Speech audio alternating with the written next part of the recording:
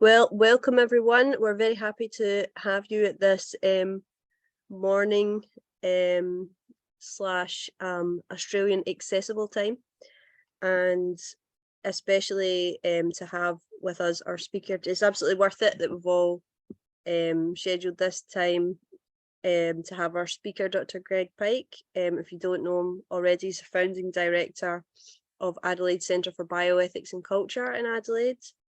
And he's the former director of the Southern Cross Bioethics Institute. Most importantly of all, he is a BIOS research fellow, of course, and it's in that capacity he's giving us our talk today on medical abortion. So Greg, I'll hand over to you, and I'm very interested to hear the talk. No worries. Thanks, Fiona. Now, how do I've got to share screen, don't I? For this PowerPoint? Yep. Just let me know if that's not working.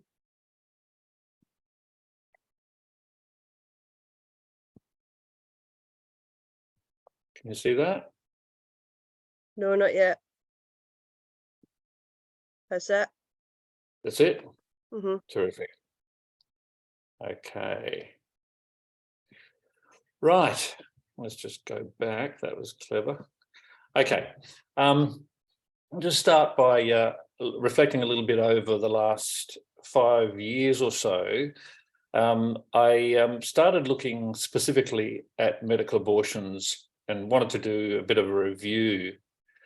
And I did that about 5 years ago, and I've been working in abortion-related issues for a long time, but it surprised me how much there was at that time in the literature on medical abortion. Lots of clinical trials, all sorts of things have been happening for 10 or 15 years prior to 5 years ago. And a lot of it was coming from specific organizations in the US who had collaborated with university researchers.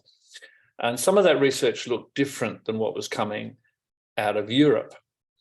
And sort of to cut a long story short, there was a lot of variability in the literature. The data varied enormously on the safety and effectiveness of medical abortion. And when you see that kind of variability and it's hard to pinpoint what the reasons are, then I think that warrants a closer look. And of course, since then, in the last 5 years, a lot's happened, particularly with the means of delivery of medical abortion. Everything's changed. I remember when I started back in 2018 looking at it, there was a dedicated issue of the journal Contraception that was specifically all about medical abortion. And what was fascinating about it, there's a lot of roundtable stuff in that, and a lot of what almost could be described as excitement about the new paradigm, the new way in which abortions would be done. I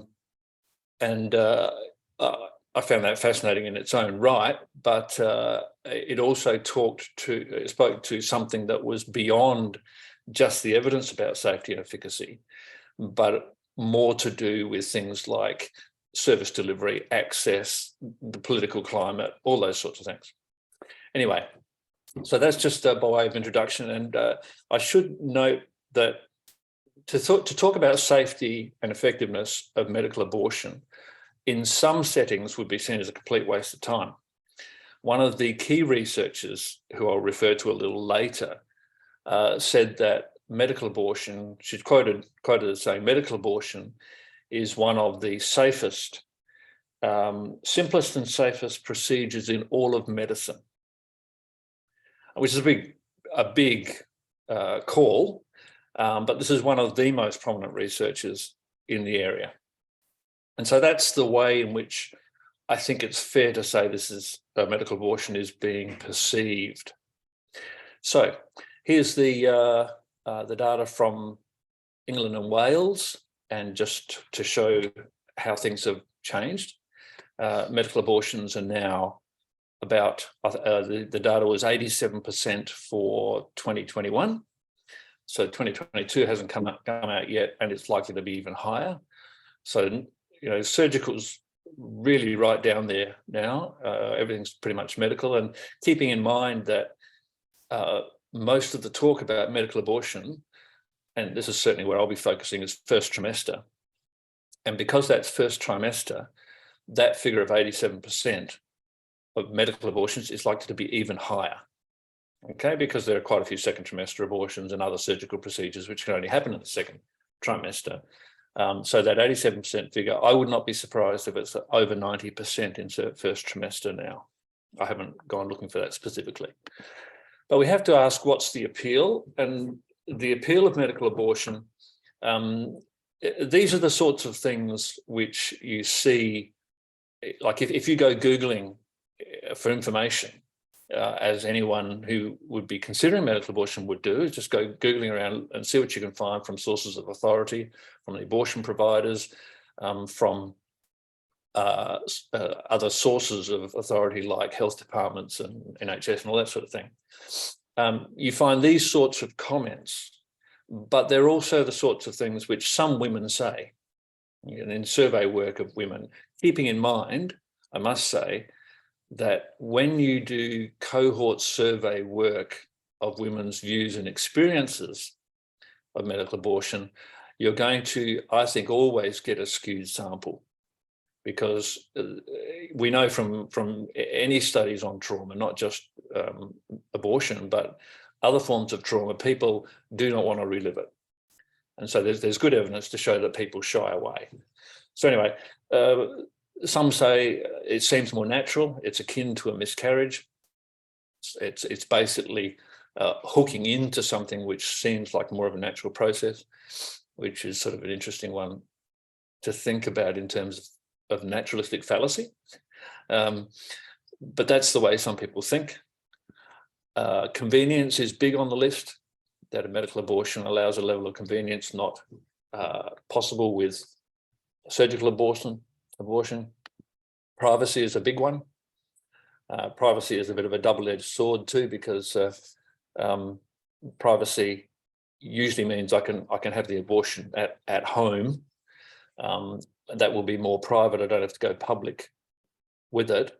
But by the same token, when there are women in circumstances where the private environment is a risky environment, then there are particular risks associated with that desire for privacy. It's interesting too, I just reflecting on the slight aside for a moment, the bill which has gone through, I think, in the UK about zones around clinics. That's gone through, hasn't it? The buffer zones, I think it has. Anyway, if 90% of abortions are medical and happening at home, then makes you wonder why was there all that enormous effort to get that buffer zone in place when there are so few women actually going to an abortion clinic? Anyway, that's by the by. No anaesthetic, that's appealing to some. For other women in particular, it's not appealing at all, and they'd far rather have a procedure which involves an anaesthetic and someone else doing it. One thing about medical abortion is that whilst there are aspects here that are appealing, it does mean, certainly the way things have gone in the last couple of years, that it's all up to the woman. It's self-managed. She's really responsible for everything, and she does it. She carries it through. It's not done to her so much as she carries it through herself. Some say part of the appeal is that it's an opportunity for support of family and friends, but that also can cut the other way if women are trying to avoid certain people.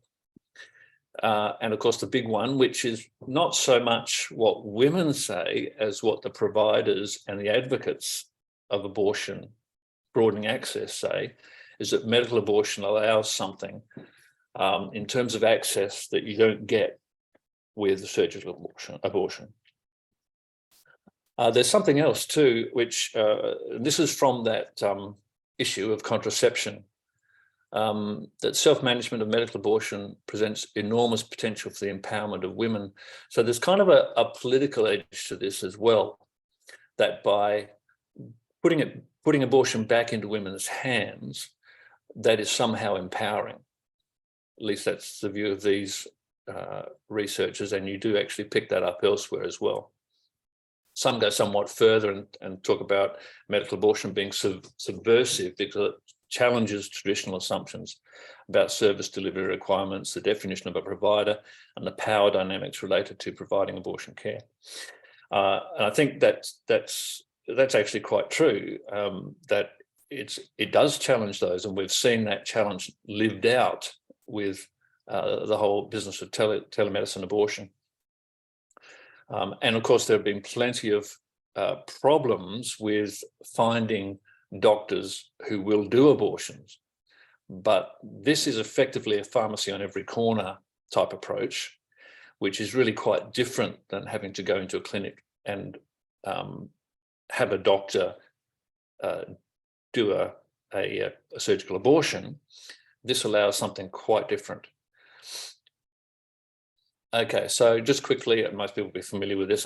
What I'm talking about is the current gold standard, and you might call it a gold standard because it's pretty much the way in developed countries.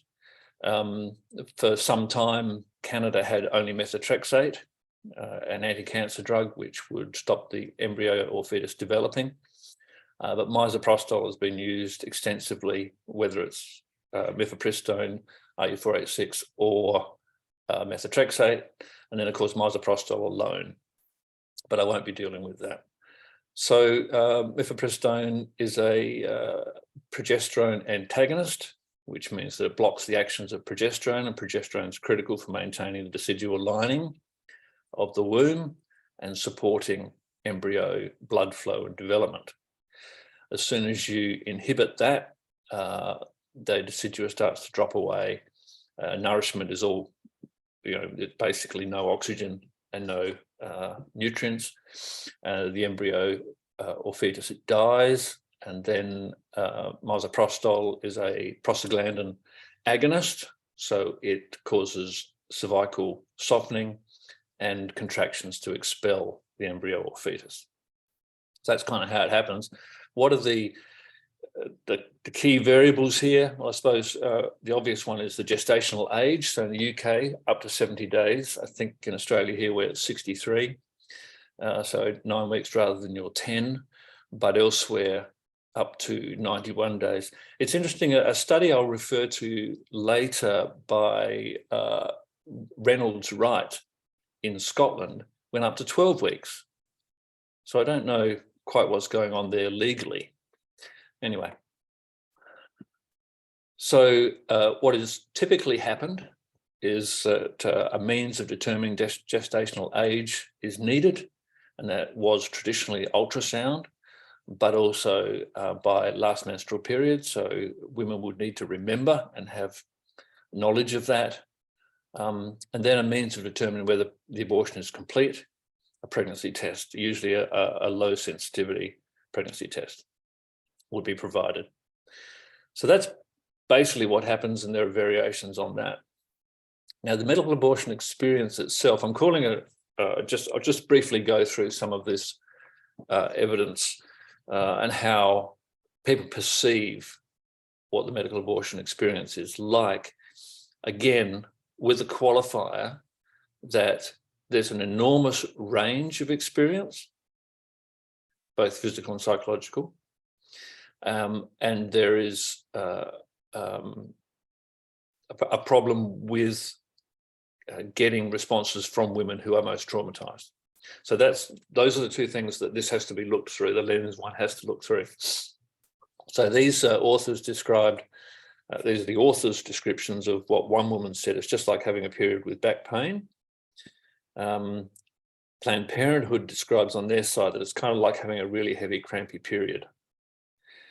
The product monograph, Mifegismo, is the mifepristone RU486/misoprostol, comes up with these sorts of figures for women's experiences. And that's going to, as you can see, there's quite a bit of variability. So for some, it could be far less problematic than for others. And I think in one of the discussions we had once before, how do you interpret this sort of data in comparison with something like a period? So if we're talking about just like having a period with back pain, but then we've got all this sort of evidence here, how does that relate? And I think that's a relatively open question, and it's very hard to get to the truth of that without basically asking every woman, and you can't. The survey works are weak on that point. But it's worth saying that in studies which have been done, between 40 and 62% of women describe their pain as severe, and 40% as pain being more than expected. That last piece of information does tell you that there's a risk that women are not being properly informed. If there's 40% experiencing pain more than expected, their expectations were inaccurate. And their expectations are derived from either the people providing the information to them or elsewhere, public information. Average bleeding time, 9 to 17 days. 26% of women bled for more than 4 weeks, and between 20 and 48%, depending on the study, said that bleeding was more than they expected. Again, the same sort of issue with consent, proper informed consent. Now, the emotional responses, these might seem like extreme comments, but this study by Purcell was 44 recruits, 44 women recruited. And these are the types of comments which the authors themselves chose to put in the paper. So it's not a selection of the worst cases. These are comments that they saw as relatively descriptive of what a significant number of women were saying. I'm going to read those. And then, of course, the more complicated issue, about which I think very little is known, is the potential psychological impact of actually seeing the embryo or fetus. And this goes to the whole business of a key difference between medical abortions and surgical abortions, that here, particularly with self-managed, which is pretty much all these days, at home, women are going to be in the circumstances where, particularly with later gestations, they will see something visible. And abortion providers often advise women not to look. And I suspect that's, there's something sobering about the hard reality of what's actually going on that comes with the viewing of what's actually being done. It's sort of it sharpens the issue. This is a Scottish study, experience of abortion at home. The majority were not upset at all, or a bit upset. 12% were extremely upset, which I would say is probably justifiable to call that a form of trauma if people describe themselves as extremely upset, keeping in mind that the most traumatized are not going to participate in the study. Okay, so here are the three biggies, which when I started looking originally back at the studies from about 2005 through to about 2015-16, this was like a mantra. Just about every paper, pretty much regardless of the outcomes, which varied significantly, would say effective, usually highly or extremely effective, exceptionally effective sometimes, extremely safe, one of the safest procedures, and highly acceptable. I'm not going to go into the business of acceptability. I do think it's a really complex area. What acceptability means would require quite a bit of unpackaging. But these two, effectiveness and safety, are the two that I want to focus on. So effectiveness, and of course, typically what's called a completion rate is the type of figure put out. So 90% effective, or 98% is effective. But it is worth looking at it from the other side, exactly the same information, just expressed differently, that it means 90% completion means a 10% failure rate. And that can be useful because if you've got a couple of studies, one talking about a 90% completion rate and another with a 98% completion rate, and you say, well, that's only 8% difference. When you think of it in terms of method failure, that's a 5-fold difference. That's 2% versus a 10% method failure. So it changes your perception, and it gives you a bit more of a perspective on the numbers of women likely to be affected adversely by a failure in the method. If you say failure rate is 10% versus something like 2%. So I think it's helpful sometimes to do that, flip in your brain and think of it the other way around. So typically method failure can be an ongoing pregnancy. In other words, the drugs didn't work at all, retained products of conception, or additional doses of misoprostol. That's typically the kind of things that come within that category of method failure. Retained products of conception would then often require an evacuation procedure, a vacuum aspiration surgical procedure. It's worth keeping in mind that the additional doses of misoprostol carry additional risks.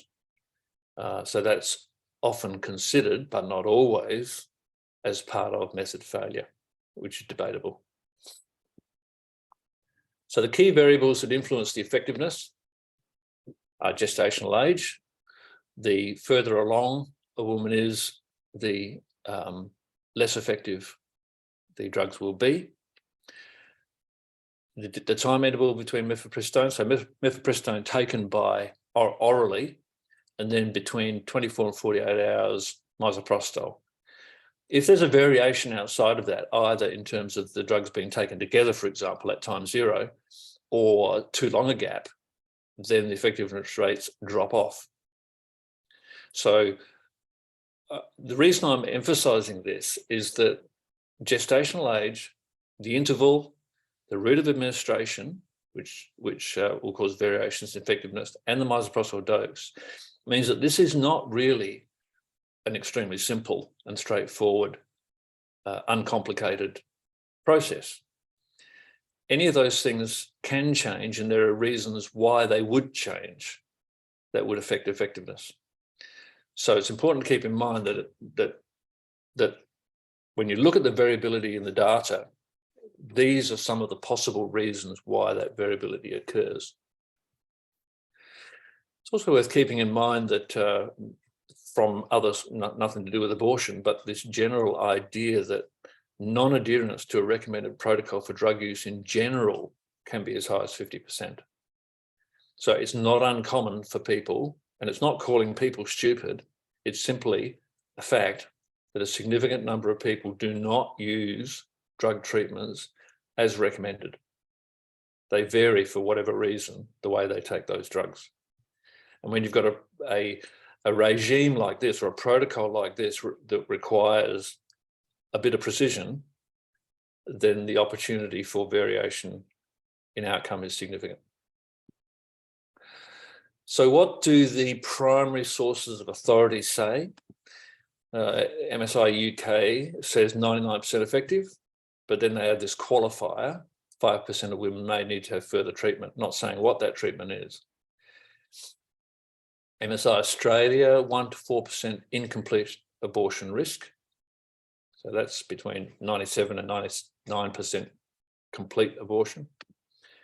BPAS, they talk about risk of a further surgical procedure, 1 to 2 in 100. But then they also cite the 1% continuing pregnancy rate, and it's not clear if that is within the 1 to 2 in 100. But the reason I'm giving these is because this is often what women will go to find out what's going on. Planned Parenthood are much more comprehensive. They talk about a range from 87 to 98%, depending on the gestational age. Cleveland Clinic simply says 98% effective. I looked at the Victorian Health Department today, our state of Victoria's health department. They just simply said 99% effective.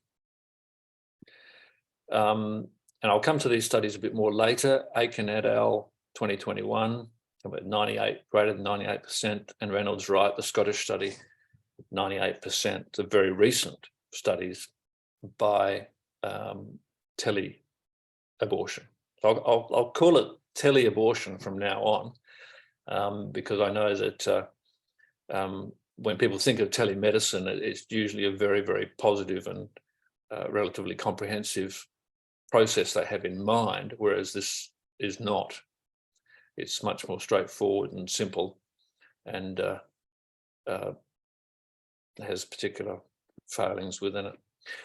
Okay, so going back to that data that comes from clinical trials starting around 2000 and going up to around 2015, a review of 87 of those trials, sorry, this is 2013 systematic review, 87 trials that were limited to a maximum gestational age of 9 weeks came up with a 95.2% effectiveness rate, or 4.8% method failure.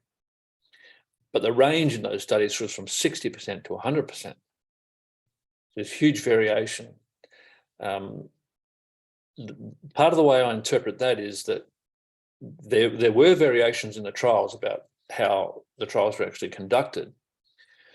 But there's something else going on with that kind of variation being so great and then coming out with an average that makes me feel very uneasy, because it is such a wide range. It's almost as if we need to know what was in the 60% one and what was in the 100% one, which made them that way, and we don't know. And if you select out trials from within those 87, which had exactly the same identical conditions, you find a variation from 91.5% to 98.7% completion rate, which translates to a 6-fold difference in method failure. So that's a pretty significant difference.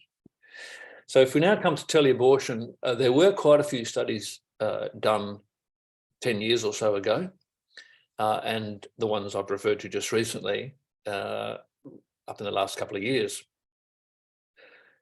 What's fascinating about that, as we'll see in a moment, is that the teleabortion studies before the last few years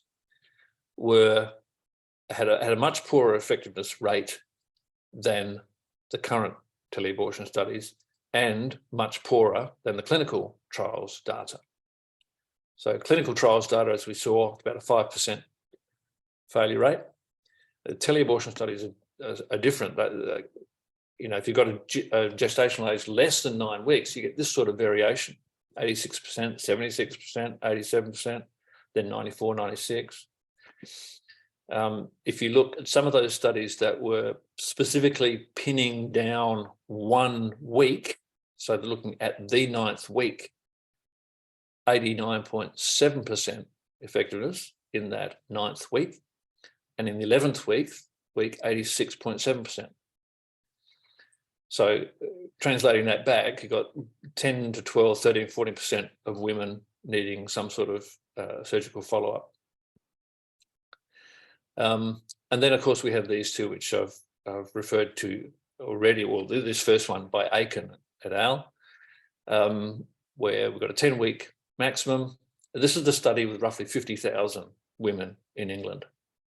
50,000 women, and it straddled the period of the in-clinic model, and strangely, I don't know why they did this, they compared that with a hybrid model, which was part teleabortion and part in-clinic, which really muddies things a bit. But their take-home out of this was that the teleabortion / hybrid one gave a better effectiveness rate than the in-clinic, so it's better. And this is the Scottish study I was referring to, where it went up to 12 weeks which is really odd, because if you're adding in the 11th and 12th weeks, you really would not expect this kind of level of effectiveness at all. Okay, so let's just return for a moment to clinical trials. Why would they vary so much? Especially when they would often use ultrasound to get a more precise gestational age. But having said that, it is possible that from one trial to another, there might be a differential spread of gestational age, weighted more towards younger gestational age, and that would give a better rate than a later gestational age average. So it's one possible source of variation. Different studies have selective loss to follow-up of women. And I think this is a really important issue, because it's quite possible that women who have not had a complete abortion do not return to the site from which the site at which they had the abortion, or the researchers involved, and they're likely to present at emergency rooms because that's the nearest thing that they can go to that doesn't cost them anything, and also because by doing well, the cost factor is a significant one. But if you get that loss to follow up of those women, then that's going to skew the data from one study to another. Those with more significant loss of follow up are going to have poorer completion, better completion rates than others that had retained those women. As I mentioned before, a lack of compliance with the drug taking protocol. There are some studies that are around that women describe the buccal, which is the preferred method, in the cheek, holding the misoprostol in the cheek, as a deeply unpleasant feeling. And so then there's a risk of swallowing, and once misoprostol is swallowed, its effectiveness drops. So that's one potential cause. And varying intervals, as I mentioned before, and then this sort of largely unknown final factor here, which could be significantly worse in a tele-abortion environment, and that is the delays that lead to a higher gestational age at the time of administration. So women may receive the drugs, but due to ambivalence and other circumstances at home, may take them significantly later. Insufficient follow-up time may well be that someone actually is an ongoing pregnancy, and the study is cut short and doesn't follow them long enough. And then differential approaches to surgical intervention. So this comes up occasionally with people saying that there's too much of a readiness to surgically intervene on part of some providers. And if that was the case, then the intervention rate would be higher than what it would be in other trials.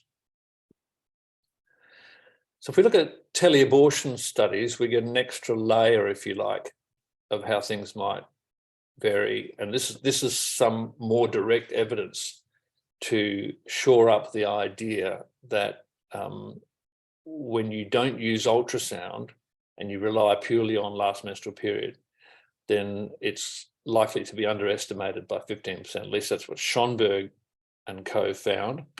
But Endler, I can't see on the side of the screen, I think that's a 2019 study.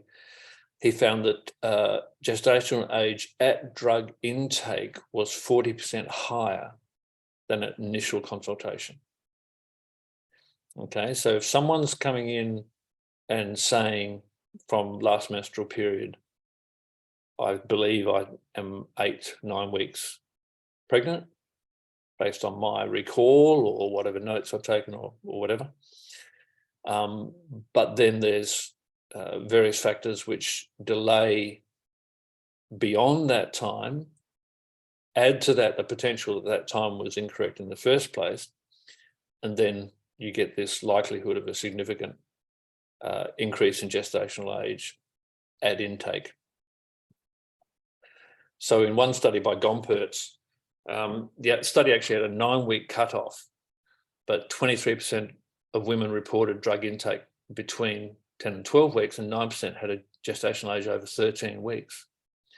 So I can't remember in this particular study, but I do believe that that was associated with a quite high failure rate. And this is that issue that comes up in some studies. So you read the methods section, they say we calculated gestational age from the time drugs were sent.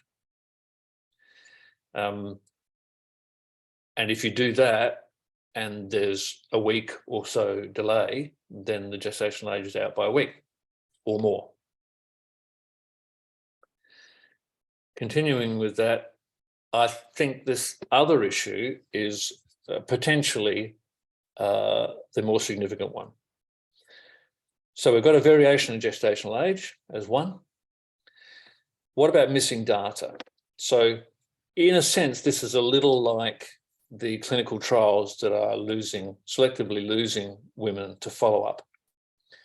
What if there's missing data? So if we come to the Aiken study, the 2021 study, where they said they had a method failure of 1.8% in the clinic with ultrasound and a 1.2% failure rate in their hybrid model with teleabortion.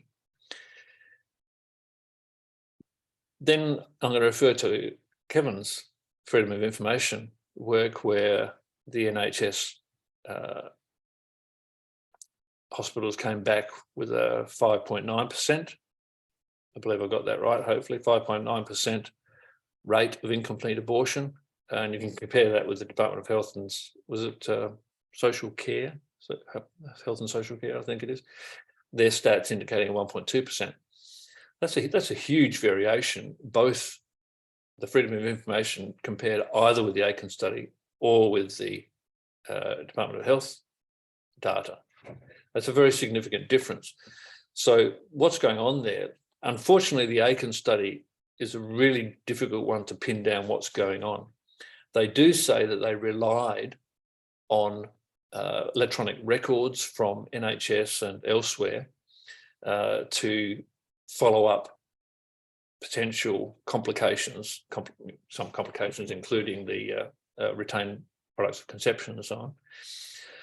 So something's going wrong with that. If a freedom of information request comes up with a 5.9% figure and Aiken et al. Are somehow missing 2/3 of the data.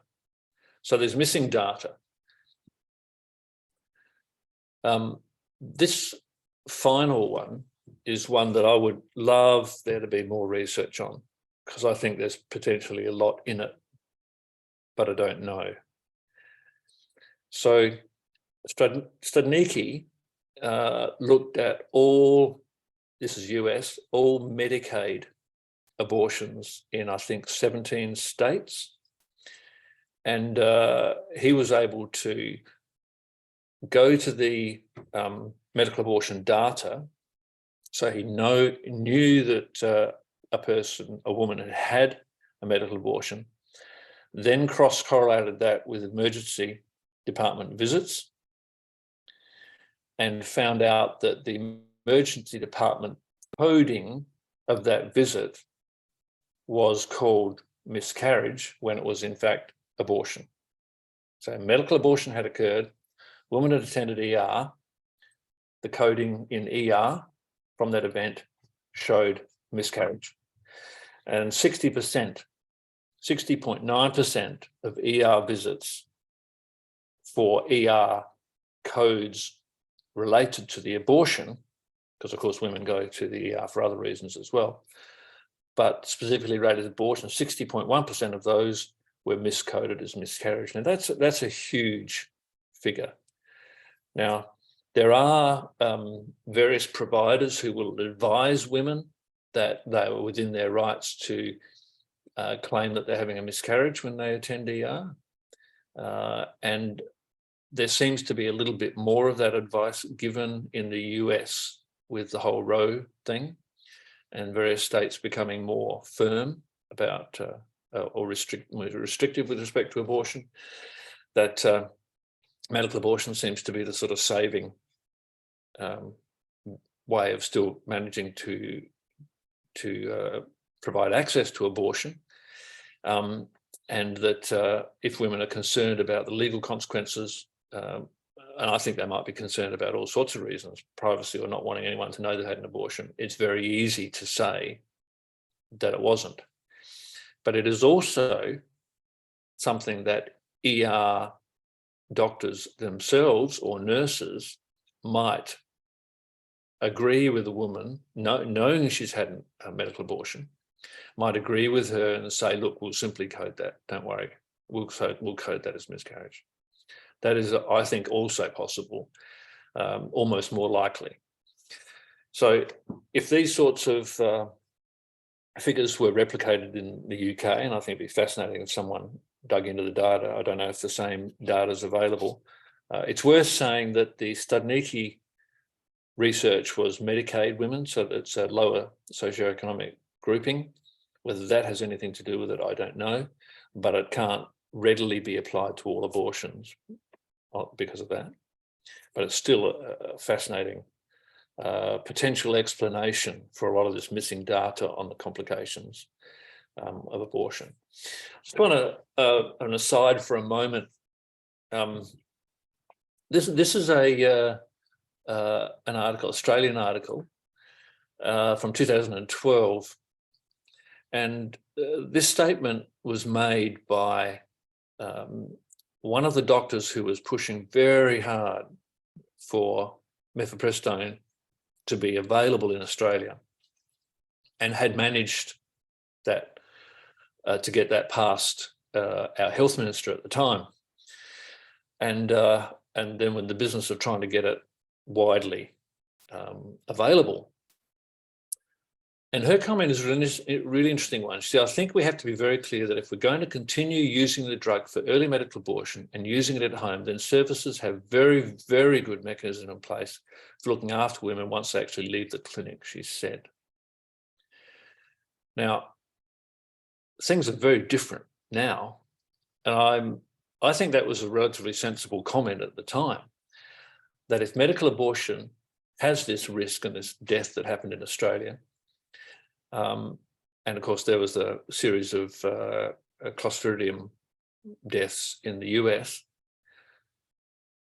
I would not be surprised if there are some deaths still happening that we don't know anything about. I'd be very surprised if suddenly Clostridium sordelli has disappeared, the bacterial agent that was behind those deaths in the States. But the point is that here is an approach which is saying we need these very careful services for once women leave the clinic. And now here we are with the teleabortion regime, not actually providing those structures at all. Here in Australia, we tend to still have comments on the providers' sites which say you need to be within 2 hours of emergency care. But you also see people saying medical abortion is fantastic because it increases access, especially for rural women. Now, in Australia, rural women are remarkably isolated. And of course, they can't get to abortion services because there are very few doctors who want to do abortions, particularly out in the bush. So this large cohort of rural women who are a long way from ER are actually the ones who some of the advocates are saying this is the next best thing. We can provide medical abortions to them. And yet they're the ones who will be precisely at risk, as evidenced by this kind of statement by this doctor at the time. So I'm just going to spend a little bit of time looking very briefly at some of the safety issues, and I'll go through this fairly quickly. Some will be familiar with the Markey study, with 15.6% of women had a medical abortion, went to hospital care for the bleeding that they were concerned about. About a fifth of those required intervention. Now, I should say right at the outset that the business of hemorrhage and when a transfusion is required is differentially interpreted. So what a hemorrhage means, some will say more than 500 mils of blood. Others might rate that differently. And then the point at which a transfusion is required might also be rated differently. It's not like there is a simple and strict measure. If you've got someone bleeding profusely, and that could be internal bleeding, you've no way of knowing, other than their other clinical signs, how much blood they've actually lost. It's a clinical judgment as to when it's dangerous enough to do a transfusion or have some other intervention. So there's a certain amount of clinical judgment calls, and there'll be variations from one setting to another. But given that bleeding is one of the key risks, and women in settings where they can't get to care quickly will be losing significant amounts of blood, this is a significant risk. This is a potentially life-threatening risk. In that FOI study, the rate of hemorrhage as defined by and occurring in NHS trusts and foundations was 2.3%. Various studies come up with these sorts of figures. Some say 0, some say 0.76. That's, again, a huge variability. In the Aiken study, which I referred to before, the UK one, 0.04%. Interestingly, Aiken did a study almost the same in the US and found a 0.6% transfusion rate. So that's it's just off my screen, unfortunately. Is that 19-fold, 15-fold? I can't remember. 15-fold difference. And so what that would mean, if instead of a 0.04, we had a 0.6 rate, that would mean a lot of women in the UK, over 1,200 women needing transfusions instead of that other figure. So these sorts of variabilities have significant impact on women's well-being. And what's behind it? Again, these are the sorts of similar reasons that I was describing for effectiveness, I suspect are the same sorts of things, missing data. I think women who are concerned about bleeding would attend an ER as quick as they possibly could, and that might not be in the record that Aiken would have access to in the UK, but somehow had in the US. Which study should be considered more accurate? That's the million-dollar question. One thing's for sure, the 0.6% in the US are real transfusions. We have data that says that 0.6% real transfusions. Why would it be that would be a whole lot less in the UK? I can't think that there would, I can't even imagine that there would be an overrepresentation in the data of transfusions in the US. I think it's more likely that there's an underrepresentation of transfusions in the UK data. Infections, again, move through this really quickly. Prophylactic antibiotics are routinely provided. The types of infections that women get can range from relatively mild, and different studies talk about 0% to 2.5%, but if a higher GA rates as high as 4.4 and 9.1% for infections. I think it's worth keeping in mind that we don't always know a lot about the types of infections. There's a really interesting study, I think it was Swedish, where women were screened for bacterial screening of ones we knew about, and still 1.4% developed infections after medical abortion. So there's something going on with the types of bacteria that is not well understood. Okay, let's leave that. And of course, the rare one I mentioned before. I'm going to leave ectopics. I think we're going tight on time, are we, Fiona? Probably, yeah. I'll leave that, other than to say that's probably one of the more extreme risks. Low incidence, but high risk. So I think I'll just leave it there and we can go to questions. Thanks very much, Greg. I appreciate that, because I'm sure there's lots of burning questions in the audience. So yeah, if you want to start us off, you can type in the comment box, or feel free to raise your hand, or just start speaking. That's the old-fashioned way. Patricia, have you got a question there? No, I was just turning things back on. That's allowed. That's allowed. I might start things off then. Greg, I'm just got a naive question about the mislabeling of in terms of miscarriages. So now that was data that was cross-referenced. Yes. Is there no I'm not sure how the sort of medical information would be collected. So to my naive conception, would that not be something that would appear on a kind of unified GP accessible health record that there has been an application for an abortion? Look, I'm not sure about GP access, but these are codes, what are called ICD code, International Classification of Diseases codes, which are applied. Whether that record's accessible to ordinary GPs, I don't know, but it's certainly accessible to researchers if they want to get a hold of it. And there should be an ICD code and other codes applied in ER to every event that takes place. But I think in this instance, because the sensitivities involved, it could either be, as I was saying before, that there's misleading going on, or women are frightened, or they don't want that exposure, or because of that, the medical staff involved think they're being kind by not coding it. But interestingly, Nikki did another study where he looked at subsequent ER visits and found out that the miscoding was a risk factor for further ER visits. In other words, if women were miscoded as a spontaneous abortion or miscarriage, then they were more likely to have to attend ER later. So that's putting themselves at risk, and medical staff putting them at risk by incorrectly coding them. Can I ask? Sorry. No, go on, Patricia. Can I ask, Greg, did you see any mention or discussion in any of the papers of the psychological effects of the medical procedure, particularly, as you said at the beginning, seeing the embryo?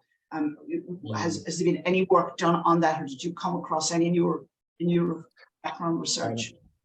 So far, I've not seen any specifically directed at either visualizing the embryo or about the medical abortion experience versus the surgical abortion experience. Generally, most of those studies, if they're population studies, they're just looking at abortion. They don't break down. You know, it's only women have had abortion versus those that haven't. There may be, I mean, there's quite a bit of literature around. There may be some qualitative reviews, which will have some, surveys in there about what women are saying, but they're likely to be similar to the one I described there, which the researchers have picked out specific comments rather than looked at the data on the extent of psychological harm. Yeah, I was just wondering if I had missed something in my reading around the subject, because obviously there's quite a bit about surgical abortions or about abortion more generally, but I couldn't find anything quantitative specifically related to. No, I haven't found anything quantitative that breaks down to medical abortion specifically. We had some researchers here in Australia who did write a book on women's experiences of abortion and included comments about medical abortion. And even from, there was one contributor who was a pro-choice contributor, and she said, Renata Klein, I don't know if that name's familiar to some of you, that Renata Klein, she came to the conclusion that medical abortion was appalling for a range of reasons, but one of them was the business of dealing with the visualizing the embryo or fetus, which could be, if you 9, 10, 11, 12 weeks, you're talking about pretty well developed, visually identifiable fetus. Thanks. Yeah, and would you say, Greg, following on from that like a lack of awareness of that, and also you know, a lot of these mislabelings and missing data that you pointed to, would you say that they almost provide a problem in informed consent, in the sense that if women are accessing certain services under the understanding of a certain success rate, which doesn't hold up, that's not actually a full understanding of the procedure? Exactly. I think that's one of the sort of take homes from this, is that my view is that women are being misled if they're seeing that sort of evidence on abortion providers' websites. And as I said, the Health Department of Victoria talk about 99%. They need to, number one thing they need to do is be really clear, at least in the first instance, that we have a shared understanding of what an incomplete abortion is. Yep. So what does it actually include? It means ongoing pregnancy, retained products of conception, extra misoprostol. That should be the kind of category which says this is a method failure.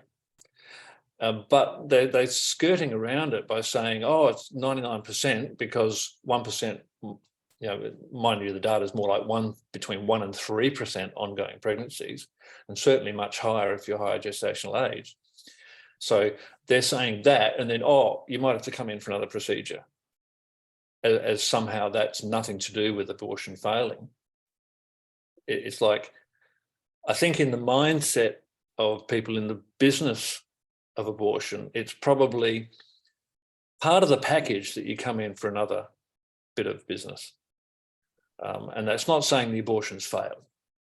It's saying the medical part of it didn't quite work so well, so we'll just do a vacuum aspiration procedure on you and that'll fix it all up. So it's no big deal. I still think that's dishonest. Yes. Abigail is raising a point in the questions. How about teens who have access to medical abortions?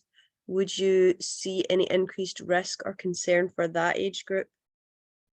Sorry, I missed that. Which groups? Teenagers. Teenagers. That's a good question. I think the only thing that comes to mind specifically is that there's a level of vulnerability with teenagers in interpreting data. We know that from a lot of other contexts that one needs. And I think this, if you look at the, trying to think who puts it out, as the NICE put it out about what informed consent really is about. If you read what informed consent is supposed to be like, this doesn't come close. It's not actually talking properly about all the risks and putting reasonable explanations on what the risks are, and recognizing vulnerable groups like teens who are not going to process the data and interpret it very easily at all, and need particular care with how, you've got to really know that sometimes child, if under 16, is actually understanding what's being discussed. So I think the standard of informed consent, my take from a lot of this is that it's very poor in the medical abortion area.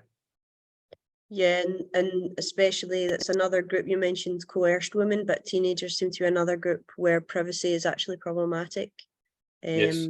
Yeah. And Rachel, related to this, Rachel has added that whenever we have a procedure operation for the first time, our consent is, in a sense, limited by our lack of experience of that procedure.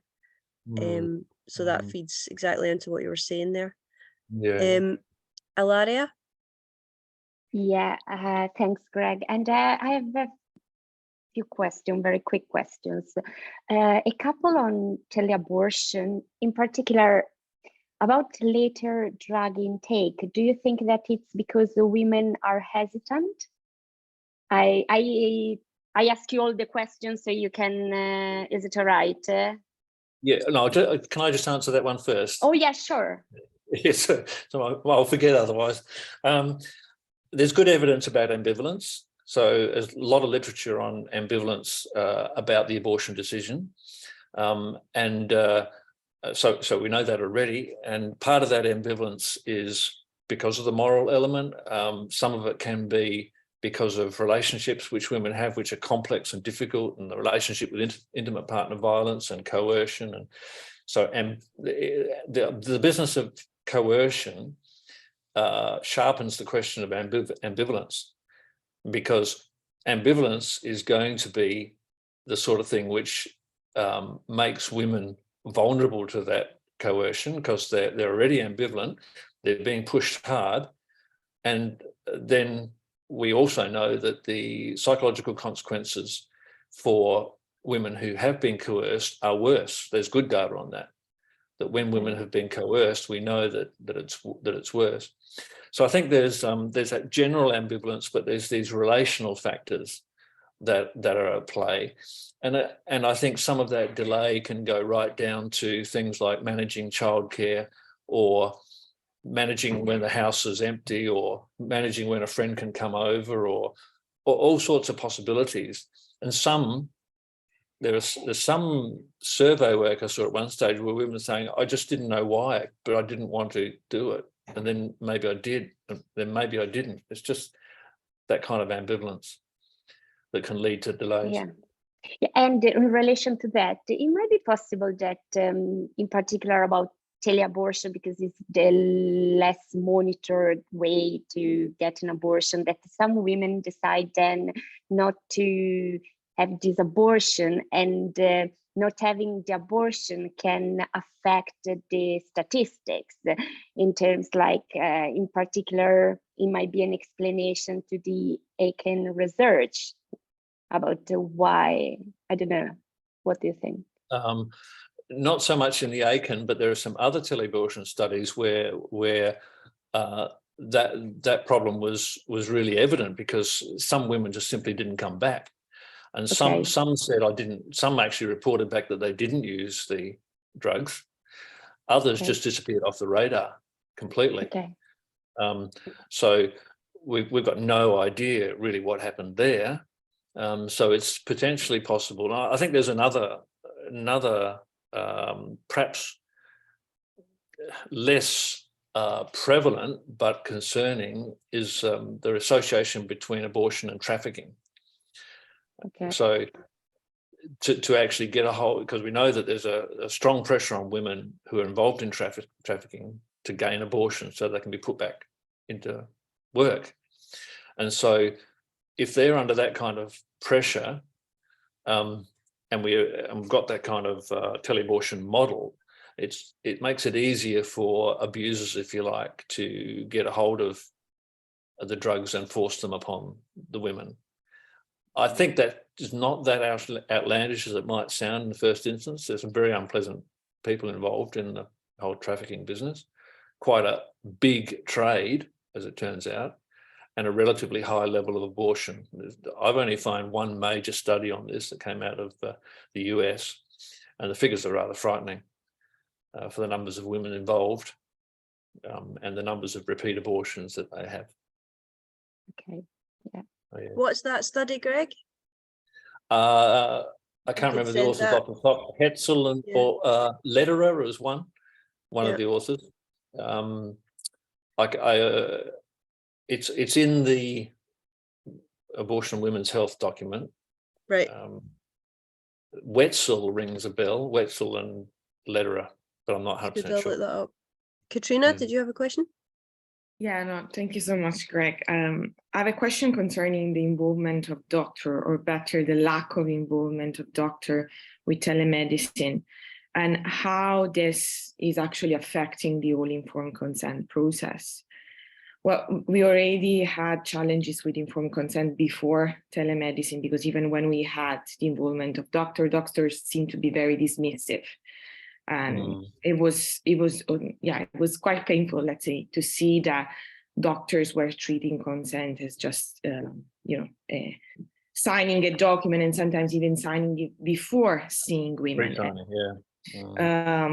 In a sense, telemedicine has brought the demedicalization process to the extreme end. And so how do you see, if you see a way forward in this, in how to improve also the informed consent process? Is re-involving doctor a way? And also related to that, it is true that we have missing data.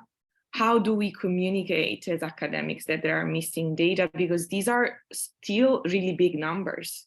You know, we're talking about still a success rate that it's, you know, let's say 50+%, but we're talking about percentages which are still very appealing. And we are instead defending numbers which are significant, but seem to me still not to be as significant.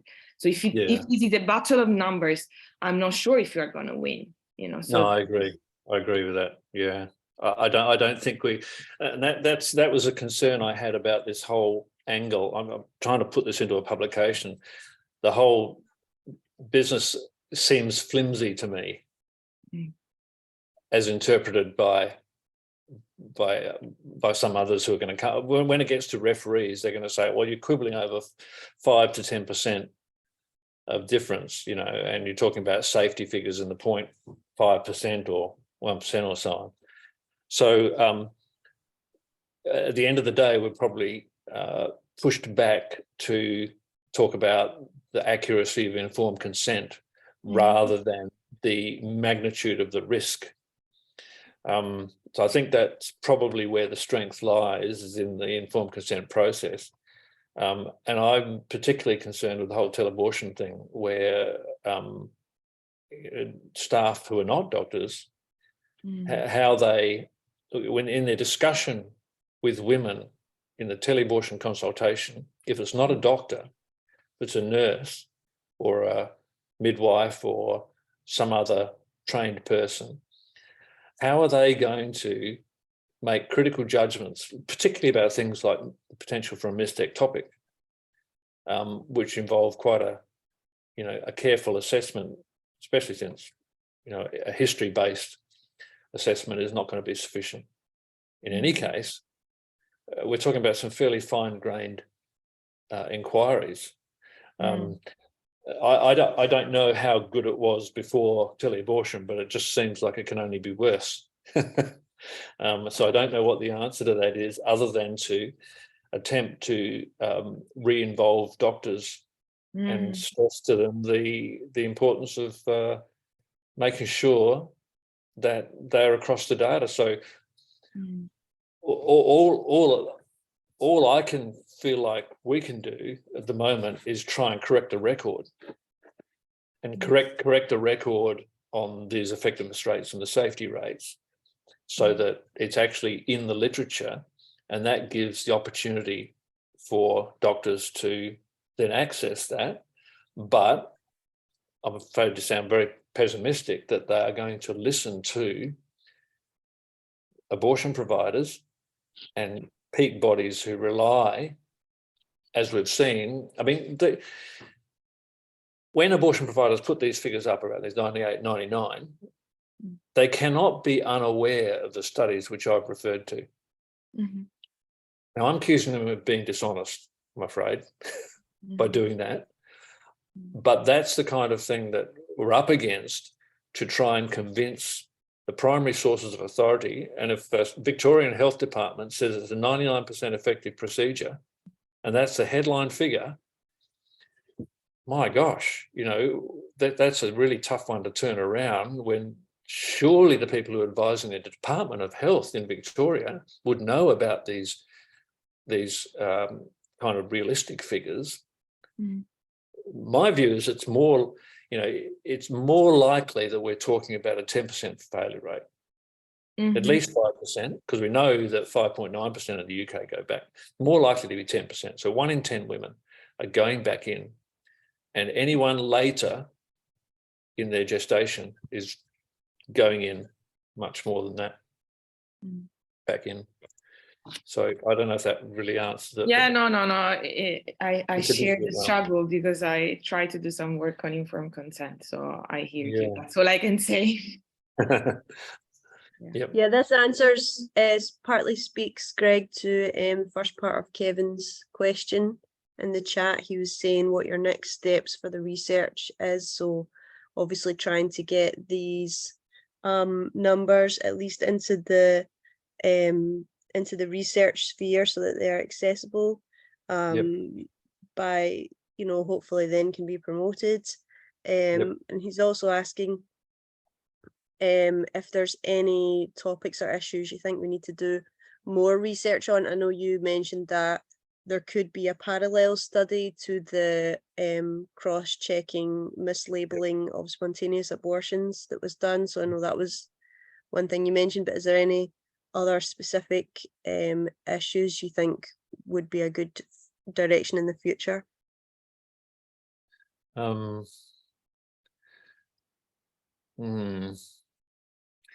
nothing, not immediately off the top at the moment that comes to mind. I do think that business about the miscoding is critical, but it would be fascinating to simply look at the codes for miscarriage appearing in ER full stop. Yeah. And whether there's a shift in trend. So if there are a lot more women who are presenting as miscarriages, you would think that would show up in the pure ER data about the numbers of miscarriages happening each year and whether that's shifted over time. But the difficulty there is that miscarriage is a whole range of risk factors, and that, you know, that some of those risk factors could have changed in and of themselves. Kevin, do you want to come back in on that? Yeah, actually, I think that Greg's just said something definitely worth looking at in the UK. I think the problem with the coding issue in the UK is there's no direct link between the abortion and the ER visit. So the NHS number doesn't travel with the woman. But you're right, maybe there is something about looking at the data on the miscarriage codings. I've seen the codings obviously from the FOI investigation, so they are using the ICD codes that you're talking about, whatever the term is. And they differentiate between spontaneous and induced. Yeah. Induced. Sorry, thank you. But it would be interesting to look at the total rate of all miscarriages being recorded and whether that is trending differently since the 2019 introduction of ISO at home. Okay. Yeah. And particularly the NHS records in Scotland, where actually, I think I'm right, the law allows at home use up to 12 weeks. So that gap between the 10-week and the 12-week over England and Wales is quite, you know, that's quite a big gap between Scotland and England in terms of potential lack of effectiveness, et cetera, et cetera. Okay. So yeah, I'll take that one away. That is a way of looking at it, you know, without necessarily saying miscoding. It's just look at all of the codes. That's right. It's a fairly blunt approach, but it could be something to kick off further investigation. Yeah. Well, that's good. Well, that's a very good question to end on, and we're right at the end of our session. So just want to thank again our speaker, Greg. As always, brilliant talk, and I learned a lot from it. And thank you all for attending. It's a really good discussion and great to see some people here. We obviously have to have a few more at the 9:30 session. Just get some new faces, so that's good. And you're very welcome.